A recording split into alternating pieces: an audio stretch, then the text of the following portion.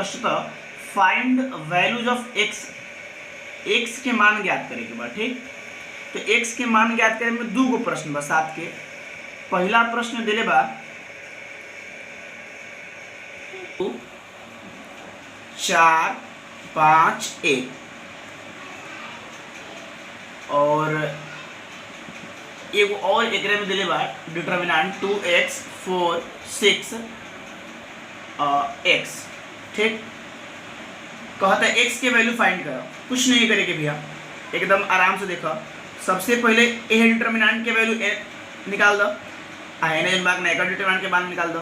तो 2 एकम 2 और डिटर्मिनेंट के मान निकाले के पता बा कि प्रिंसिपल डायगोनल के पहले गुना कर ला। 2 में 1 से गुना करब 2 माइनस 5 में 4 से करब 20, x में 2x से करब 2x स्क्वायर और 6 में 4 से करब 24, फिर 20 में से 2 गए माइनस 18 माइनस 24 अगर एक तरफ ले देव तो प्लस 24 हो जाए 2x स्क्वायर और 24 में से 18 गए 6 2x स्क्वायर, 2 से 6 कट जाए 3 बार में, x square is equal to 6 sorry 3, तो x इज इक्वल टू √3 और रूट से 2 का वैल्यू निकलेला, यानी x is equal to plus minus √3। यह तार आंसर हो जाए। तो कहे के मतलब है कि कहीं कुछ भारी नहीं है, ठीक ना, मतलब एकदम जनरल प्रश्न बा। डिटर्मिनेंट निकाले के यदि प्रश्न तहरा बा, डिटर्मिनेंट निकाले के सिगिल जैसे क्रॉस मल्टीप्लाई कर दिला। क्रॉस मल्टीप्लाई में ध्यान रखे पहले प्रिंसिपल डायगोनल गुना करेगा, 2 एकम 2 तब 4 5 20, फिर 2x में 1 से करब 2x स्क्वायर, 6 में 4 से करब 24, फिर अब एकरा बाद है स्टेप के बाद कुछ नहीं करके तो कोई जनरल इक्वेशन हो गई।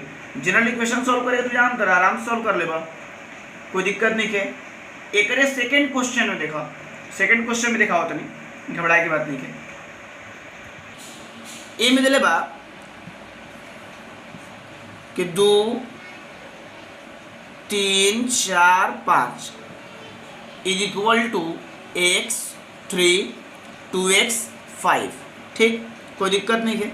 फिर देख ले कैलकुलेट करा, 5 से 2 में करब 10, 4 में 3 से 12, 5 से x में 5x और 2x से 3 में करब 6x, अब 12 में 10 गई माइनस 2, 6x में से 5x गई, एगो x बच गई माइनस में, माइनस माइनस कट जाए, x इज इक्वल टू 2। कहाँ भारी बा, कोई दिक्कत नहीं है। आगे देख लो क्वेश्चन नंबर 8। क्वेश्चन नंबर 8 देखो, क्वेश्चन नंबर 8 में बहुत इंपॉर्टेंट बा, एक के टिक मार दे और जो ऑप्शन आई वो याद कर जाएगा बा। क्वेश्चन दिले बा x 18 2x is equal to 6 2 18 6। पता कि भाई ये दोनों यदि बराबर बा तो x के मान का होई फाइंड करा। सेम प्रश्न बा, सेम क्वेश्चन देखो, x में x से x स्क्वायर 18 दूने 36, 6 6 के 36, 18 दूने 36। मतलब समझ गई बेटा कि कुछ नहीं किए, बस क्रॉस मल्टीप्लाई करेगा, पहले प्रिंसिपल डायगोनल फिर सेकेंडरी डायगोनल। चलो जी, तो 36 36 कट गए 0, x स्क्वायर माइनस 36, अगर ये माइनस 36 एक तरफ आ जाओ तो x square is equal to 36, तो x इज इक्वल टू √36, इसलिए x is equal to plus minus 6, यानी option number B, option number B is correct. ठीक, तो ऑप्शन बी टिक मार दो और एक रट जाएगा बा कि ऑप्शन बी एक सही है। बहुत बार क्वेश्चन जब तू बनावे लगब एक, या तो क्वेश्चन पेपर लेकर के या फिर मॉडल पेपर लेकर के या फिर ऑब्जेक्टिव के बुक लेकर के देखबा कि क्वेश्चन के ई क्वेश्चन बहुत बार पूछल बा, ऐसे एकदम सीधे याद कर जाएगा बा कि एक आंसर प्लस माइनस 6 दोनों हुई। ठीक, कोई दिक्कत नहीं है। चला जी, तो ये हमने के एगो नमूना देखा नहीं जा कि यदि तू डिटर्मिनेंट समझ गई बड़ा तो इस 4 गो क्वेश्चन बना देबा, 2 गो स्टार्टिंग के 2 गो लास्ट के। अब बीच के जो क्वेश्चन बा, क्वेश्चन नंबर 3 4 5 6, कोई ऑर्डर के अगर कोई मतलब 3/3 के, एक बात और ध्यान रखो, डिटर्मिनेंट हमेशा स्क्वायर मैट्रिक्स के निकलेला, ठीक बा। डिटर्मिनेंट हमेशा स्क्वायर मैट्रिक्स से निकले, तो स्क्वायर मैट्रिक्स के डिटर्मिनेंट निकाले के बाद 3/3 ऑर्डर के होके तब तो ओकरा खातिर स्पष्ट लिखता, थ्योरी के नोट्स तारा भी कॉपी हुई, देखा का लिखता ओकरा में कि determinant of a square matrix of order 3 can be determined by expressing, इसका माइक कौन है जी लड़का, हर्ष माइक ऑन कर लो, हाँ चलो ठीक है, सुनिए ध्यान से। तो हम लोग का टॉपिक है determinant of the square matrix of order 3, 3/3 का अगर कोई मैट्रिक्स दिया है तो उसका अल्टरनेट दिया तो उसका वैल्यू कैसे हम लोग फाइंड करेंगे। तो उसमें स्पष्ट आपको नोट्स में लिखा हुआ है कि determinant of a square matrix of order 3 can be determined by expressing it in the terms of second order determinants. This is known as expansion of a determinant along a row or a column then corresponding to each of 3 rows and 3 columns। देखिए पूरा जो बात है उसमें यही आपको लिखा गया है कि अगर आपके पास कोई मैट्रिक्स दिया गया है, मान के चलिए 1 2 3 4 5 6 7 8 9 कोई मैट्रिक्स आपको दिया गया है, इसका ऑर्डर है 3/3 का, 3 रो है R1 R2 और R3, 3 कॉलम भी है आपके पास C1 C2 और C3। अब आपको इस मैट्रिक्स का, जैसे मान लीजिए मैट्रिक्स का नाम A है, इसका निकालना है यदि आपको डिटर्मिनेंट, तो डिटर्मिनेंट निकालना है तो इसमें क्या कर देंगे, डिटर्मिनेंट का चिन्ह लग जाएगा 1 2 3 4 5 6 7 8 9, ठीक है। अब इस डिटर्मिनेंट का वैल्यू निकालने के लिए आपको स्पष्ट लिख रहा है कि 3 ऑर्डर के मैट्रिक्स का डिटर्मिनेंट उसे 2 ऑर्डर वाले डिटर्मिनेंट्स के टर्म में एक्सप्रेस करके निकाला जाता है। मतलब ये है कि इस 3 ऑर्डर वाले डिटर्मिनेंट को 2 ऑर्डर वाले डिटर्मिनेंट में एक्सप्रेस किया जाता है। उसका तरीका क्या है, तो अब आपके पास 3 रो है और 3 कॉलम है, तो उसमें लिख रहा है स्पष्टतः कि हम जब 3 ऑर्डर वाले डिटर्मिनेंट का मान निकालना शुरू करते हैं तो उसे 2 ऑर्डर वाले डिटर्मिनेंट में व्यक्त करते हैं, और इसी तरीका का, इसी विधि का नाम है expansion of a determinant along a row और एक कॉलम। मतलब इसी का नाम है कि किसी भी डिटर्मिनेंट को किसी रो के अनुदिश या किसी कॉलम के अनुदिश एक्सपेंड करना, एक्सपेंशन करना। और वो कितने तरीके से कर सकते हैं, तो कह रहा है कि 6 तरीके से कर सकते हैं। 3 रो है और 3 कॉलम है, तो किसी भी रो से या किसी भी कॉलम से अगर R1 से करेंगे तो एक तरीका, R2 से करेंगे दूसरा तरीका, R3 से करेंगे तीसरा तरीका, C1 से करेंगे पहला तरीका, C2 से दूसरा, C3 से, तो 3 कॉलम से 3 रो से, यानी 6 तरीके से इस डिटर्मिनेंट का हम लोग मान निकाल सकते हैं। तो और किसी से भी निकालेंगे तो उसका वैल्यू सेम आएगा। अब आप इसको पहले एक तरीका से देख लीजिए, फिर आपकी इच्छा दूसरे तरीका से निकालिए, फिर तीसरी तरीका से निकालिए। कैसे निकालना है ये आपको सीखना है, ठीक। तो मैं इसको निकाल के दिखाता हूँ आपको, ध्यान से देखिएगा जी। सबसे पहला काम, अगर मेरी इच्छा है कि हम इसका मान R1 से निकालते हैं, R1 से मेरे को निकालने की इच्छा है, ये R1 के अनुदिश इसको एक्सपेंड करना है, किसी के भी अनुदिश, 6 में से किसी से भी निकाल सकते हैं आप, जिससे आसानी हो। अब हम बताएंगे किस लाइन से निकालने पे आसानी होगी, ठीक है। अभी फिलहाल देखिए इसको, तो क्या करेंगे, सबसे पहला काम है कि आप कोई भी R1 से निकालना है तो 3 आइटम है आपके पास, 3 एलिमेंट है 1 2 एंड 3। तो पहले आप पहला एलिमेंट लेंगे 1, ध्यान से, और जिस एलिमेंट को लेंगे, जिस एलिमेंट को हम लेंगे उसके, तो हमें क्या करना पड़ेगा कि R1 में जो एलिमेंट दिया उसको बारी बारी से लेंगे, और जिस एलिमेंट को लेंगे उसके रो और कॉलम को हम लोग क्या कर देंगे ना, कि हटा देंगे, उसको भूल जाएंगे। जैसे अगर इसको लेंगे तो इस रो, इस कॉलम और इस रो को हटा देंगे। वो जिस भी खांदे में है, जिस भी वो जगह पर है, वो वहाँ से परपेंडिकुलर जो भी लाइन है उसको नहीं लेंगे। मतलब ये हुआ, अगर एक लेंगे तो इसके और इसको हटा करके जो बचेगा उसको लिखेंगे। तो इसको और इसको हटा देंगे तो क्या बचेगा, 5, 6, 8, 9। बड़े ध्यान से देखिएगा, जिस एलिमेंट, उसको सब पीछे करता है, एलिमेंट को लेंगे, उसके रो और कॉलम को हटा देना है, इलैप्स कर देना है, और उसके बाद जो बचेगा उसको लिखना है। तो देखिए एक को लेंगे तो ये और ये हट जाएगा, जो बचा उसको लिख देंगे। मतलब वहां से परपेंडिकुलर, देखिए यहाँ पर एलिमेंट है तो इस लाइन को पूरा हटा देना है, वो जिस भी रो में है या जिस भी कॉलम में है उसको हटा देना है। चलिए जी, इसके बाद सेकेंड एलिमेंट क्या है, 2, तो लिखेंगे 2। अब 2 लिए तो 2 किस रो में है, किस कॉलम में है, देखिए ये 2 है बीच वाले रो में, और पहला कॉलम, ये पहला रो और बीच वाले कॉलम, इसको हटा देंगे तो क्या बचेगा, 4, 7, 6 और 9। तो जो बचा उसको लिखेंगे 4, 7, 6 और 9। बड़े ध्यान से देखिएगा, जिस रो में है उस रो को, उस कॉलम को हटा देना है। इसके बाद तीसरा एलिमेंट क्या है, 3, तो 3 को लेंगे। 3 को लेंगे तो फिर वही बात, वो किस रो में है, किस कॉलम में है, तो देखिए ये है इस रो, इस कॉलम में, और इस रो में, इसको हटा देंगे तो क्या बचेगा, 4, 5, 7, 8। 4, 5, 7, 8। आप समझ गए होंगे। फिर से हम लोग क्वेश्चन देखेंगे, बनाएंगे भी, लेकिन फिलहाल के लिए आप इतना ध्यान रखिए, जिस एलिमेंट को हम लोग ले रहे हैं वो जिस रो में है और जिस कॉलम में है, उस रो और कॉलम को नहीं लेना है।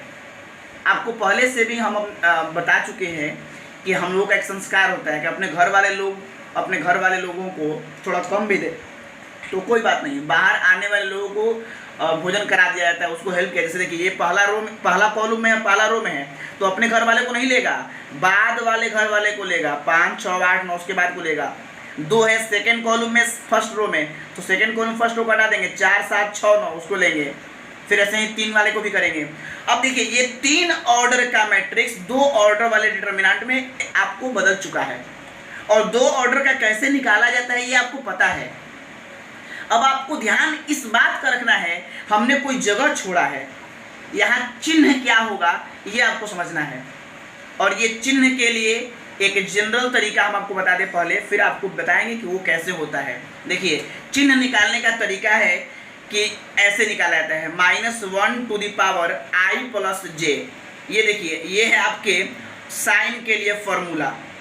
इससे आप साइन निकालेंगे कि कहाँ पे कौन सा साइन होगा, i + j, इससे चिन्ह निकालेंगे। अब इस पे आप बात ये करना है, i आपको पता है कि i क्या बताता है, रो, और j क्या बताता है, कॉलम। तो अब आपका जो एलिमेंट आप लिए हैं उसका रो का नंबर क्या है, कॉलम का नंबर क्या है, यहाँ रख दीजिए और उसका मान निकाल लीजिए, तो पता चल जाएगा कि प्लस में होगा कि माइनस में होगा। बड़े ध्यान से सुनिएगा। अब यदि आपको मैं शॉर्टली बताऊं कि -1 का पावर अगर कोई संख्या 2 हो या 4 हो या 6 हो या 8 हो, मतलब इवन नंबर हो, कोई भी सम संख्या हो, ऐसे कहें सम संख्या हो, इवन नंबर इसको बोलते हैं, या फिर ये होगा कि -1 का कोई जोड़ने के बाद ऐसा आएगा कि 1 आ जाए, 3 आ जाए, 5 आ जाए, 7 आ जाए, मतलब कोई विषम नंबर हो। तो जब भी सम आएगा तो आपको पता है कि -1 का पावर या माइनस कभी भी रहे तो पावर अगर सम है तो माइनस क्या हो जाता है, प्लस, और अगर विषम रहे तो ये क्या हो जाएगा, माइनस। जैसे आपको हम पूछे -1 गुना -1 क्या होगा, तो अब आप बताएंगे -1 का पावर 2 लिखेंगे, और आपको पता है कि माइनस और माइनस क्या हो जाएगा, प्लस, और 1 में 1 से करेंगे तो 1, यानी क्या हुआ, ये पावर सम था इसलिए प्लस में वैल्यू आया। और यही अगर आपसे हम पूछे -1 गुना -1 गुना -1 क्या होगा, तो आप बोलेंगे -1 का पावर 3, और ये बताइए माइनस माइनस प्लस, फिर प्लस माइनस माइनस, और माइनस, और 1 में 1 से करेंगे तो 1 ही आएगा। आपको पता है कि पावर विषम था इसलिए माइनस में आ गया। तो इसी चीज को हमने समराइज कर दिया है छोटे से भाग में, कि अब आपको सिर्फ ये याद रखना है, पावर सम है तो प्लस होगा, पावर अगर माइनस है तो विषम होगा। अब पावर को भी डायरेक्ट कैसे निकालेंगे ये आप समझिए। जैसे आप देखिए ये वाले एक के बारे में बात कीजिए। एक पहला रो पहला कॉलम है, यानी रो का नंबर भी एक है, कॉलम का भी नंबर एक है, तो एक और एक क्या होगा, इसका जो पोजीशन है वो प्लस में होगा। क्या में होगा, प्लस में होगा, ध्यान से प्लस में। अगला देखिए दो का, देखिए तो दो का रो का नंबर एक है लेकिन कॉलम का नंबर दो है, यानी एक और दो तीन हुआ, विषम संख्या हो गया, यानी क्या होगा, माइनस में होगा। इसके बाद तीसरा देखिए तीन के लिए, इसका रो का नंबर एक और कॉलम का नंबर तीन, तो तीन और एक चार, चार क्या है, सम संख्या, यानी क्या होगा, प्लस में होगा। अब तो आपको एक बात और पता चल गया होगा, इसको देखने से एनालाइज कीजिए कि यानी पहला प्लस में आया, फिर माइनस में आया, फिर प्लस में आया, यानी ये तो पता ही है। जैसे आपको गिनती लिखते तो 1 2 3 4 5, यानी एक अगर विषम है तो एक सम आएगा, विषम है तो एक सम आएगा, यानी एक माइनस तो एक प्लस, एक माइनस तो एक प्लस, एक माइनस तो एक प्लस। मतलब ये कि अब आपको सब बात भूल करके सीधा एक बात याद रखना है कि स्टार्टिंग प्लस से होगा। क्यों होगा, क्योंकि इसका एक इसका एक दो हो गया, पोजीशन का नंबर दो है इसलिए सम है, इसलिए प्लस में होगा। और अगर ये प्लस में है तो बस इसके बाद वाले को अल्टरनेट कर दीजिए, प्लस में है तो माइनस होगा, फिर प्लस होगा, फिर माइनस होगा। किधर से भी चल सकेंगे, किधर से भी चलेंगे सेम आएगा, प्लस में माइनस में, प्लस में माइनस में। देखिए आपको लिख के दिखा देते हैं। जैसे यहाँ पर अगर लिखना चाहें तो पहला प्लस, फिर माइनस, फिर प्लस, फिर माइनस, फिर प्लस, फिर माइनस, फिर प्लस। देख लिए सब अल्टरनेट है कि नहीं है, plus minus plus minus plus, किधर से भी जाएंगे, किधर से भी करेंगे। यानी बस इतना याद रखना है स्टार्टिंग प्लस से होगा, फिर आपको जो एलिमेंट निकालना होगा, जिस एलिमेंट के बारे में पता करना होगा वहां सीधे पहुंच जाइए। एक बात और देखिए, दूसरा एनालाइज करने वाली बात है कि डायगोनल वाले कोई भी एलिमेंट को आप देखेंगे वो प्लस में होगा। बस देखिए समझिए, इससे सीखिए दो चीजें। पहला स्टार्टिंग प्लस से, फिर आपको कोई पूछेगा बताओ 8 क्या होगा, प्लस होगा कि माइनस, 8 प्लस होगा कि माइनस, तो देखिए स्टार्टिंग प्लस से होगा तो प्लस माइनस होगा, हो गया बात खत्म। या फिर ऐसे भी कर सकते हैं कि भाई हमको पता है पहले से सर बताएं कि नहीं, बस डायगोनल वाला प्लस होता है। देख लो भाई 8 डायगोनल है, 8 तो डायगोनल एलिमेंट है नहीं, तो डायगोनल एलिमेंट नहीं तो माइनस में होगा, बात खत्म। देख लो डायगोनल एलिमेंट सिर्फ प्लस में होता है। तो आज दो चीज आप सीखे हैं, तीन चीज ये हो गया, एक दो ये हो गया, तो आपको तरीका भी, ट्रिक भी, और कोई बहुत बड़ा बात नहीं है ये, ठीक। लेकिन पहली बार है इसलिए लग रहा है कि बहुत बड़ा चीज है। आप ये बात समझ गए होंगे। तो प्लस माइनस प्लस चिन्ह भी लगाने आपको आ गया, आपको 3 ऑर्डर वाले को 2 ऑर्डर में तोड़ने भी आ गया। अब आपको ये सिर्फ सीखना है कि अगर 3 को एक रो है, 3 को कॉलम है, तो 6 तरीका से तोड़ सकते हैं। तो एक तो तोड़े हैं R1 के अनुदिश, ऐसे ही वो कॉलम के अनुदिश तोड़ देंगे, दिखाएंगे कि देखिए वैल्यू सेम आ रहा है कि नहीं आ रहा है। बस अब आप 3 ऑर्डर का मान निकालना सीख जाएंगे, कोई दिक्कत नहीं है। चलिए अब हम थोड़ा मान निकाल के देख लेते हैं। इस चीज को हम काटा जाता है या लिखे कोई फर्क नहीं पड़ता है। चलिए तो 1, अब इसको मान निकाल लीजिए। इसका मान तो आप निकालना सीख गए हैं। 9 5 45, 8 6 48। चलिए जी माइनस 2, 9 से 4 में करेंगे 36, 7 से 6 में करेंगे 42, टेबल तो याद ही होगा। 3, 8 में 4 से करेंगे, 8 में 4 से 32 और 7 में 5 से 35। चलिए जी 1 से गुना करे ना करे कोई फर्क नहीं पड़ेगा। 45 में 48 गया, -3, -2, 36 42, -6 प्लस 3, 32 और 35, -3, प्लस माइनस चेक कर लीजिएगा। देखिए भाई अगर कहीं कोई मिस्टेक हो तो आप सुधार लेंगे, लेकिन तरीका सीख लें। चलिए कैलकुलेशन हो सकता है कहीं मिस्टेक हो जाए। 3 कम 3 -3, ऐसे मिस्टेक नहीं होगा। 6 दूने 12, प्लस माइनस माइनस, 3 तरीके 9। चलिए जी -3 -9 क्या हो जाएगा, -12 और प्लस 12। ये तो देखिए ये तो 0 आ गया। कोई दिक्कत, कोई कष्ट, कोई परेशानी निकाल सकते हैं नहीं। चलिए अब इसी चीज को ना हम लोग दूसरे तरीका से निकालेंगे। एक बात और यहाँ लिखना पड़ता है, आपने एक्सपेंड किया है तो आपको लिखना होगा यहाँ पर, जहाँ से आप बनाना शुरू कर रहे हैं यहाँ पर ब्रैकेट में आपको लिखना पड़ता है। क्या लिखेंगे, ऐसे लिख देते हैं कि एक्सपेंडिंग एलोंग क्या R1, मतलब R1 के अनुदिश प्रसरण करने पर। एक्सपेंडिंग को हिंदी में प्रसरण कहते हैं। हम हिंदी भी बोल रहे हैं, अंग्रेजी भी बोल रहे हैं। हिंदी मीडियम वाला हिंदी समझ ले, अंग्रेजी मीडियम अंग्रेजी समझ ले, और जो चलाक है दोनों समझ ले। क्या लिखना है, एक्सपेंडिंग एलोंग R1। 3 वर्ड याद नहीं रहेगा जी, एक्सपेंडिंग मतलब प्रसारित करना, विस्तारित करना। पहले तो लोग बच्चा क्लास में था जी तो लिखता था कि चलिए 4 5 6 को विस्तारित रूप में लिखिए, तो आप लिखते थे ना 4, 2 अंक है तो 2 जीरो, फिर 5 1 अंक है तो 1 जीरो, फिर 6, यही तो था विस्तारित रूप। तो आप अंक को विस्तारित करते हो, हम डिटर्मिनेंट को विस्तारित कर रहे हैं, कर तो विस्तारित ही है। ठीक, तो कहने का मतलब क्या है, यहाँ लिखना पड़ता है। अब देखिए इसी चीज को ना हम लोग दूसरे तरीका से निकालेंगे। कह रहे हैं ना 6 तरीका से निकाल सकते हैं और सबसे आंसर एक ही आएगा। दूसरा तरीका से निकाल के देखा जाए कि हमारा आंसर सही है कि गलत है। 0 आंसर है, याद रखेंगे। चलिए अब इसी चीज को हम लोग थोड़ा सेकेंड मेथड से कोई कॉलम से निकालना सीखते हैं।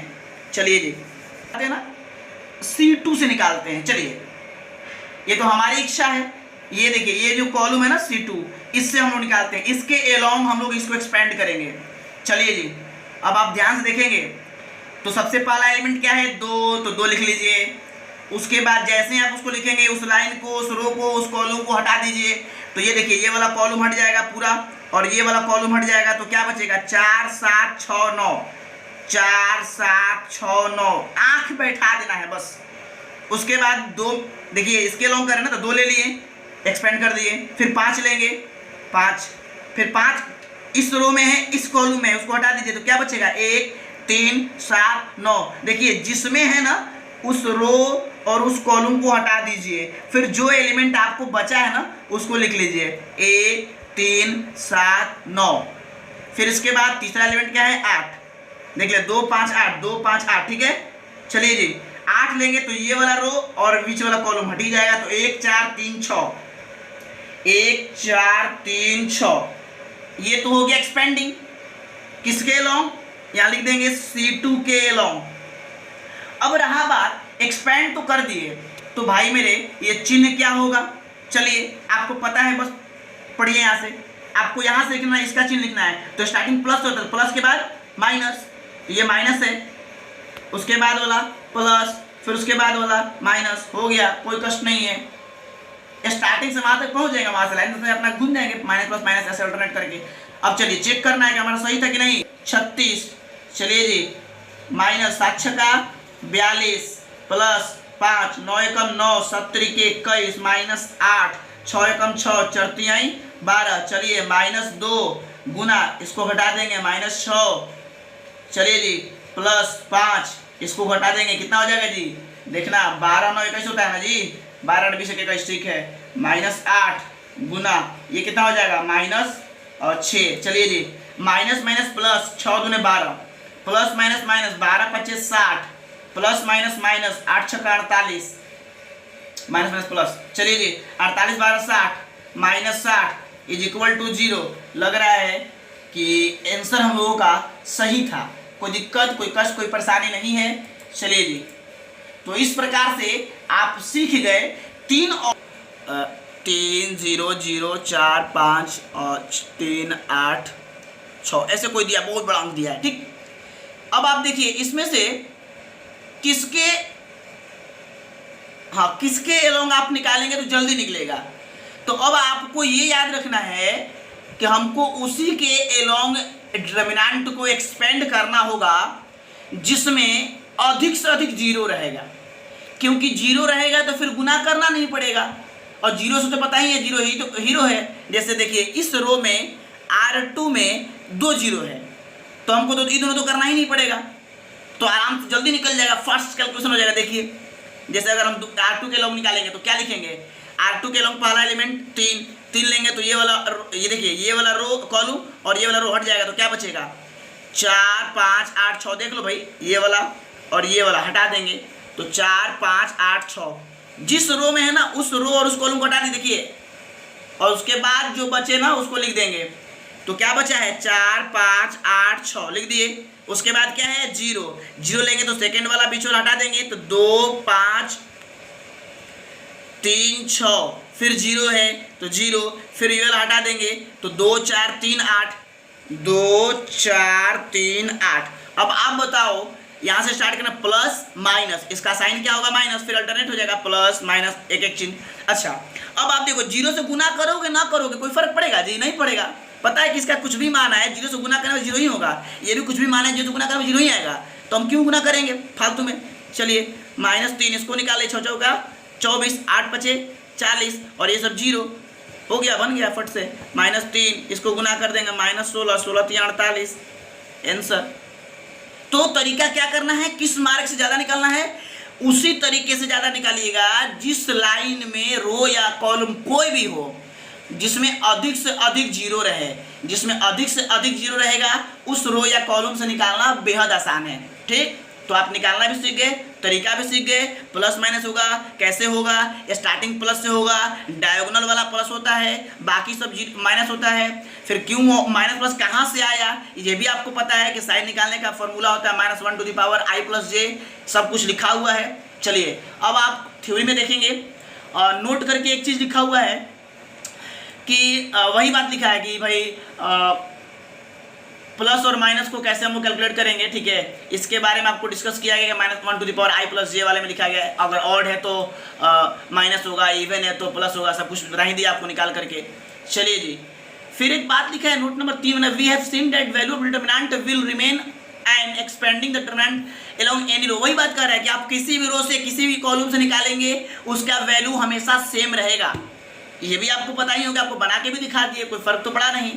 चलिए जी, उसके बाद कहता है 4 नंबर में कि आपको एक ए लिया है, आपको डिटरमिनेंट ए ये है 2 2 4 0। ठीक है,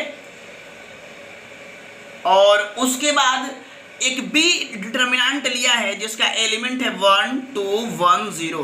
और देखिए लिख रहा है ना कि हम लोग यहाँ पे स्पष्ट दिखा सकते हैं, क्या दिखा सकते हैं, 2 एकम 2, 2 से 0 में करेंगे तो सॉरी ये तो हो जाएगा कितना, अगर 2 से करें 2 2 4, 2 एकम तो कोई फर्क नहीं पड़ेगा। अच्छा ये देखिए ये मैट्रिक्स नहीं है जी, ये डिटरमिनेंट ही लिया होगा। देखिएगा थोड़ा सा अगर कॉपी में गलती होगा तो सुधारेंगे उसको हम लोग। ठीक है, फिर से लिखते हैं इसको। ये क्वेश्चन नहीं है, ये क्वेश्चन नहीं है। देखिए आप थ्योरी में देखिएगा, थ्योरी में एक टॉपिक है ना डिटरमिनेंट, सेकंड पेज पे होगा, 4 पेज पे, determinant of the square matrix of order 3। उसी में हमने आपको 3 ऑर्डर वाला निकालना सिखाया, और 3 ऑर्डर वाला निकालना सिखाने के बाद उसी में नोट लिखा होगा। ठीक है, तो नोट में जो है कि नहीं आपको लिखा है 3 नोट दिया है। पहला नोट आपको हम ये बता दिए कि आपको उसी नंबर ऑफ 0 होगा। ठीक है, उसी से निकालना होगा। दूसरा ये बता दिए कि प्लस माइनस कैसे कैसे होता है। तीसरा ये है, किसका है स्पीकर ने भाई बंद कर लो। और तीसरा ये आपको नोट में लिखा गया है कि आप किसी से भी निकालेंगे मान पर कोई प्रभाव नहीं पड़ेगा। ये 3 नोट हमने आपको समझा दिया। ठीक है, डिटरमिनेंट आप किसी भी रो के या किसी भी कॉलम के अलोंग निकालेंगे आपका वैल्यू सेम आएगा। अब आपका नोट नंबर 4 है, तो नोट नंबर 4 में ये आपको दिखाया गया है वहाँ पे कि भाई एक मतलब थ्योरी टाइप का है। ठीक है, उसमें थ्योरी क्या है आप उसको देखेंगे। कह रहा है कि एक कोई मैट्रिक्स दिया है 2 2 4 0। ठीक है, और सेकंड कोई मैट्रिक्स है बी, और उस मैट्रिक्स में आपको दिया है 1 2 1 0। और यहाँ लिख रहा है कि स्पष्ट देखने पे लग रहा है कि ये मैट्रिक्स के बीच का रिलेशन जो है A = 2b है। A = 2b है। A = 2b का मतलब क्या हुआ कि अगर B में 2 से गुना करेंगे तो A आ जाएगा। अब आप देखिए ध्यान से, B में मैट्रिक्स में गुना कैसे करते हैं, 2 से करने पर सब में गुना करते हैं। 2 एकम 2, 2 एकम 2, 2 दूनी 4, 2 से 0 में किए 0। ठीक है, तो ये रिलेशन है दोनों के बीच का। अब कहता है कि चलिए इसी रिलेशन के आधार पे थोड़ा इसके डिटरमिनेंट का रिलेशन देखा जाए क्या हो रहा है। ध्यान से, अभी मेरे पास जो रिलेशन है मैट्रिक्स के बीच का वो ये है कि मैट्रिक्स में 2 से गुना करके एक दूसरा मैट्रिक्स प्राप्त किया गया है। ए और बी के बीच का रिलेशन दिखाया गया। अब चलिए आपसे हम पूछ रहे हैं ए का डिटरमिनेंट कितना होगा, तो 2 2 4 0। 2 में 0 से करेंगे 0, 4 में 2 से करेंगे 8, और घटा देंगे तो आ जाएगा -8। कोई दिक्कत नहीं है। चलिए जी, इसके बाद आप बी का डिटरमिनेंट निकालिए, देखिए कितना आ रहा है। तो हम लोग यहाँ एक बहुत बड़ा एक उसको बोला जाए कि एक चीज़ सीखने वाले हैं, उसी के लिए आपको यहाँ ध्यान रखना होगा कि कंसंट्रेशन बिगड़े नहीं। ठीक है, आराम से। ठीक, चलिए तो हम लोग ए का डिटरमिनेंट निकाल लिए। अब हमें बी का डिटरमिनेंट निकालना था। 1 1 2 0। ये देखिए तो कितना आ रहा है, ये देखिए 0 1 करेंगे तो 0, और 1 से 2 में करेंगे तो 2 इज इक्वल टू -2 आया। अब ऐसा देखा गया कि इन दोनों के बीच का रिलेशन क्या है। ऐसा देखा गया कि इन दोनों के बीच का रिलेशन इस तरीके से है कि अगर हम ये बात करें, ध्यान से देखिएगा कि डिटर्मिनेंट ए और डिटर्मिनेंट बी के बीच का रिलेशन क्या है। अब आप खुद बताइए कि इसमें कितना से गुना करेंगे तो 8 आएगा। 4 से गुना करना पड़ रहा है। ध्यान से सुनिएगा, 4 से गुना करना पड़ रहा है। आगे आइए, ये देखिए ध्यान से कि तब तो ये बात हुआ कि ये 4 जो है वो 2 का स्क्वायर है और ये बी का डिटर्मिनेंट तो ठीक ही है, यानी ये 4 जो है वो 2 का स्क्वायर है और ये बी का डिटर्मिनेंट ठीक है। यानी यहाँ से एक बात ये पता चल गया कि determinant of A is equal to 2 to the power 2 determinant of B. इसका मतलब क्या है, हमने तो गुना 2 से किया था, लेकिन यहाँ तो डिटर्मिनेंट में 2 को 2 कैसे हो गया, 4 से कैसे गुना हो गया। तो यहाँ से एक इम्पॉर्टेंट ये थ्योरम निकल रहा है कि अब आप देखिए ये 2 कहाँ से आया, ये कहीं और से आया नहीं है, बल्कि इसके बीच का रिलेशन का मेन कारण ये है कि ये 2 जो है और ये 2 जो है दोनों में क्या डिफरेंस है। ये 2 तो 2 रहेगा, ये 2 जो है वो n है। n का मतलब क्या है, बड़ी ध्यान से देखिएगा, इसको याद कर लीजिए। इसका मतलब ये है कि अगर मैट्रिक्स में 2 से गुना करेंगे तो डिटर्मिनेंट में 2 से गुना नहीं होगा, बल्कि वो जितना ऑर्डर का होगा, इसका ऑर्डर क्या है 2/2। और आपको पता है कि अगर स्क्वायर मैट्रिक्स n/n ऑर्डर का है तो हम उसको केवल n भी कहते हैं। ध्यान रखेंगे, कोई भी स्क्वायर मैट्रिक्स अगर n/n ऑर्डर का है तो हम लोग उसको n ऑर्डर का मैट्रिक्स कहते हैं। यानी ये जो n आप देख रहे हैं ये उस दिए गए मैट्रिक्स का ऑर्डर है। अगर ऑर्डर 2 है तो यहाँ 2 रखना है, अगर ऑर्डर 3 है तो ऑर्डर 3 होगा, ऑर्डर 4 रहे तो ऑर्डर 4 होगा। और जिस कांस्टेंट से आप गुना कर रहे हैं वो ये कांस्टेंट है, यानी इस कांस्टेंट को हम थोड़ा देर के लिए क्या लिख देते हैं, k लिख देते हैं। यही आपको वहाँ पर थ्योरी के कॉपी में आपको एक जनरली एक रूप दिखाया गया होगा। अब आप इसको ध्यान से समझिए। जैसे अगर मैं आपसे कहूँ, एक क्वेश्चन इसी पर पूछ दूँ, ध्यान से समझिएगा कि भाई देखिए एक कोई मैट्रिक्स आपको दिया गया है, ठीक है, और वो मैट्रिक्स है सपोज किया जाए 3/3 ऑर्डर का, ठीक है। अगर वो 3/3 ऑर्डर का है और इसमें मतलब ये समझिए ए कोई मैट्रिक्स है 3/3 ऑर्डर का है और आपको एक बी मैट्रिक्स प्राप्त किया गया, ध्यान रखेंगे वो भी 3/3 ऑर्डर का ही है, ठीक। यानी कि ये ए है और ये बी है, ठीक, दोनों 3/3 ऑर्डर का 2 मैट्रिक्स है।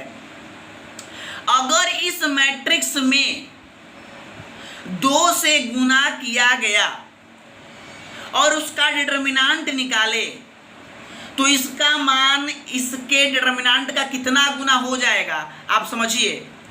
मतलब ये है, सीधा सीधी बात करें अगर, तो किसी भी मैट्रिक्स में अगर 2 से गुना किया गया और वो मैट्रिक्स अगर 3/3 ऑर्डर का है तो उसका डिटर्मिनेंट कितना गुना हो जाएगा, उसका डिटर्मिनेंट कितना गुना हो जाएगा। तो ये जब 2 बाहर निकलेगा कांस्टेंट, तो 3 ऑर्डर का था तो यहाँ पर 3 आ जाएगा। मतलब किसी मैट्रिक में अगर 2 से गुना करेंगे तो उसका डिटर्मिनेंट निकालने पर वो अपने डिटर्मिनेंट का 8 गुना हो जाएगा। अगर हम कहें कि चलिए कोई मैट्रिक्स ए है, उसमें हम 4 से गुना करेंगे और उसके बाद डिटर्मिनेंट निकालेंगे तो उसका मान उसके डिटर्मिनेंट का कितना गुना होगा। अगर ये मैट्रिक्स 2/2 ऑर्डर का है तो इसका मान हो जाएगा 4 के पावर 2। अगर ये मैट्रिक्स 3/3 ऑर्डर का है तो ये अपने डिटर्मिनेंट का कितना गुना हो जाएगा, 4 के पावर 3। मतलब जितना से गुना होगा वो तो रहेगा ही, और ये जो ऑर्डर है ये उसके माथे पर चढ़ जाएगा, यानी ये हो जाएगा 16 गुना, ये हो जाएगा 64 गुना। इसी चीज़ को हम लोग यहाँ जनरली k और n के रूप में दिखाए हैं, ठीक। घबराने की कोई बात नहीं है। इसके रीज़न क्या है ये आप एक थोड़ा सा एग्जांपल से देखिए, एक मेन रीज़न देखिए क्या होता है। चलिए उसको भी हम लोग देखते हैं, फिर इस नोटेशन को हम लोग समझेंगे। फिर से चिंता मत कीजिए। क्या सीखा, स्पीकर बंद कर लो भाई, किसी का स्पीकर ऑन है, म्यूट कर लो। हाँ ठीक, ओके। चलिए ध्यान से, तो अगर मान के चलिए हम आपसे कहते हैं कि कोई मैट्रिक्स आपको दिया गया है 2 3 4 5, अगर आपको इसमें 2 से गुना करना है या 3 से गुना करना है, या मान के चलिए हमको 5 से गुना करना है, 2 3 4 5, तो आप क्या करेंगे, 5 सब में गुना करते थे, यानी इसका वैल्यू कितना हो जाएगा, 5 दूनी 10, 5 3 15, 5 चौके 20, 50 25, ये बात होती थी, ठीक है। लेकिन डिटर्मिनेंट में क्या होता है ये समझिए। अगर कोई डिटर्मिनेंट दिया गया है 2 3 4 5, तो डिटर्मिनेंट का तरीका ये है कि अगर आप किसी भी कांस्टेंट से गुना करते हैं तो उससे किसी एक रो या किसी एक कॉलम में ही गुना होगा, सब में गुना नहीं होगा, ध्यान रखिए। यानी इससे किसी, इसमें कीजिए चाहे इसमें कीजिए, चाहे इसमें कीजिए चाहे इसमें कीजिए, कोई एक रो या कॉलम में गुना कर सकते हैं।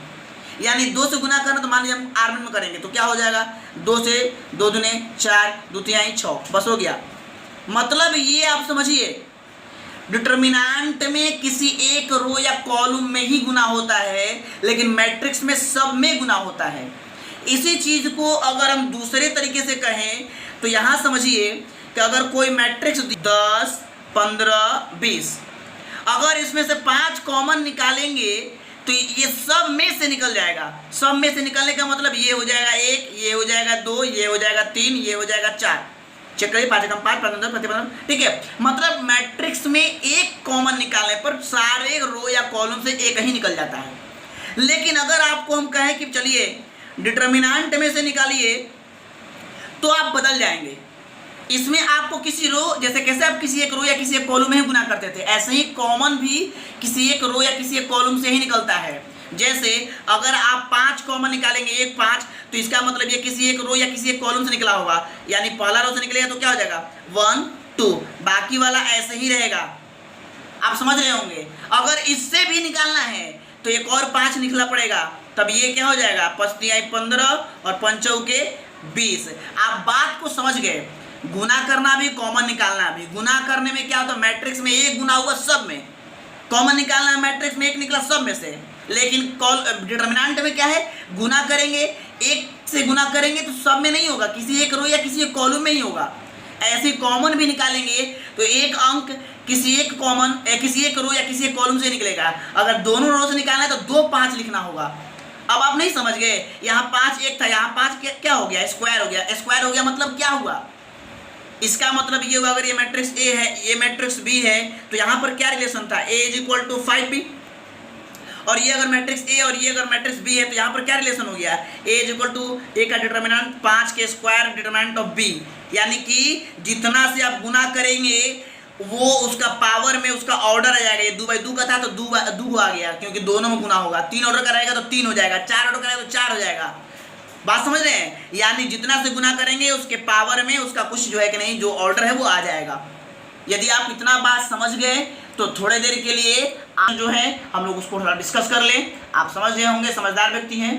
चलिए क्वेश्चन नंबर 1 और 2 देख लिए थे ना, तो 3 और 4 3 4 5 और 4 क्वेश्चन है ना, उसको देखने के बाद फिर हम लोग आगे बढ़ेंगे थ्योरी पर। कोई दिक्कत नहीं है, घबराने की बात नहीं है। चलिए जोड़ा देख लीजिए जाए, 4.1 भी क्लियर हो जाएगा। डिटर्मिनेंट ऑफ a = सॉरी, अगर इसमें किसी k से गुना करेंगे, किसी लेटर से, किसी स्केलर से, किसी कांस्टेंट से, तो उसका डिटर्मिनेंट उस अगर, और ये जितना ऑर्डर का हो, मान लीजिए n ऑर्डर का है तो इसका वैल्यू k⁴n हो जाएगा। ये रिलेशन आपको याद रखना है। जितना से गुना करेंगे वो तो रहेगा ही, जितना ऑर्डर तो हो जाएगा। 3 है तो 3 बार लिखेंगे। चलिए क्वेश्चन नंबर 3, ए आपको दिया है जी, ए आपको एक मैट्रिक्स दिया है 1 2 4 2। चलिए और कहता है कि देन सो डैट, देखिए सो करना है, प्रूफ करना है। सो डैट मतलब दिखावे कि, प्रूफ करे कि, क्या प्रूफ करना है कि अगर इस डिटर्मिनेंट में, मैट्रिक्स में अगर 2 से गुना करके डिटर्मिनेंट निकाले तो आप खुद बताइए क्या होगा। ये 2 ऑर्डर का है और 2 से गुना कर रहे हैं तो 2 तो लिखेंगे ही। और यही देखिए वहां पर क्वेश्चन लिखा हुआ है, ठीक है। आपको ये प्रूफ करना है, ये निकाल करके दिया है और ये रिलेशन आपको याद रखना है बस। चलिए जी कैसे प्रूफ करेंगे, कैसे निकालेंगे, तो पहले LHS निकालते फिर RHS निकालेंगे। तो पहले LHS देखिए क्या है, LHS में 2 से गुना करके फिर, तो पहले मैट्रिक्स में 2 से गुना कीजिए तो पहले हम लोग क्या करेंगे ना, पहले हम लोग थोड़ा सा यहाँ पे ना एक बार गुना कर देते हैं थोड़ा सा। 2a निकाल लीजिए। 2a कैसे निकालेंगे, 2 से गुना करेंगे, 1 2 4 2, कितना हो जाएगा जी 2 8 4 4, ये हो गया 2a। अब नाउ क्या निकालेंगे जी, 2a का डिटर्मिनेंट, 2a का डिटर्मिनेंट 2 4 8 4, डिटर्मिनेंट निकालना सीख गया भैया तू लोग। 4 दूने 8, 8 चौके 32, घटा दोगे जी -24, इक्वेशन फर्स्ट। अब क्या करोगे, चलो a का डिटर्मिनेंट निकालो। आरएचएस के लिए क्या करना है, a का डिटर्मिनेंट निकाल के तब 4 से गुना करेंगे। चलिए तो अब की बार a का डिटर्मिनेंट निकालिए, 1 2 4 2, 2 एकम देखो कैसे हो जाएगा, तो 4 से गुना करेंगे, 2 एकम 2, 4 दूने 8, हो गया -6। ठीक था तुम्हारा, ये एलएचएस था। अब आरएचएस देखिए क्या हो जाएगा, आरएचएस में आपका है 4 इंटू डिटर्मिनेंट ऑफ a, तो हो जाएगा 4 गुना डिटर्मिनेंट ऑफ a कितना आया जी -6, गुना कर देंगे तो कितना हो जाएगा -24। Equation 2, equation first and second से क्या हो जाएगा, from equation first and second we get हमें प्राप्त है कि क्या, देख लो ये भी -24, ये भी -24, LHS is equal to RHS। यही क्या करना था, प्रूफ करना था। कोई दिक्कत, कोई कष्ट, कोई, यानी आपने जो थ्योरी पढ़ा उसी थ्योरी पे क्वेश्चन दिया था प्रैक्टिस करने के लिए। इसी का क्वेश्चन नंबर 4 देखिए, क्वेश्चन नंबर 4 में फिर आपको 3 ऑर्डर का एक डिटर्मिनेंट दे दिया है। चलिए जी थोड़ा सा देख लिया जाए। एक मैट्रिक्स दिया है आपको 1 0 0 0 1 0 1 2 4, ठीक है, और आपको इसमें प्रूफ क्या करना है, देन सो डैट प्रूफ करना है 3a। ध्यान से, अगर a में 3 से गुना किया तो यहाँ पर क्या होना चाहिए, 3 के पावर कितना, 3 ऑर्डर का है ना, तो यहाँ पर 3 आएगा। 4 ऑर्डर का आता तो 4 आता है, यानी 3 के पावर 3 कितना होता है 27।